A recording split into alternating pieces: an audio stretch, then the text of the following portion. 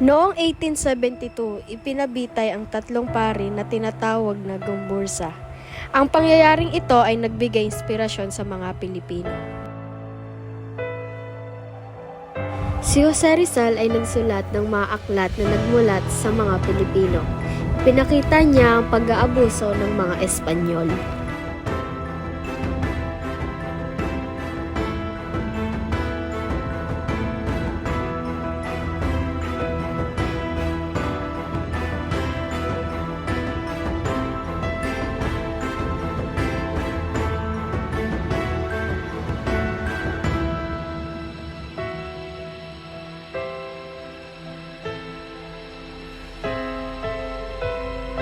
Noong 1896, itinatag ni Andres Bonifacio ang Katipunan. Nagsimula ang revolusyon laban sa Espanya.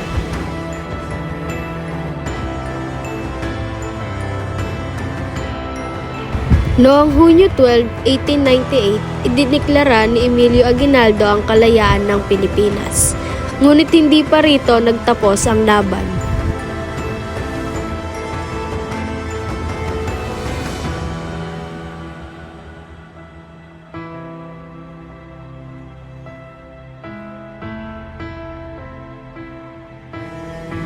Matagal ang laban bago natin makamit ang kalayaan. Maraming bayani ang nagsakripisyo para sa bansa.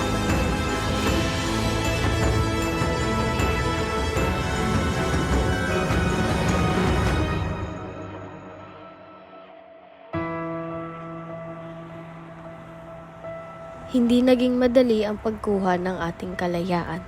Dumaan ito sa mahabang proseso, mula sa pagsusulat, mapayapang panawagan hanggang sa revolusyon.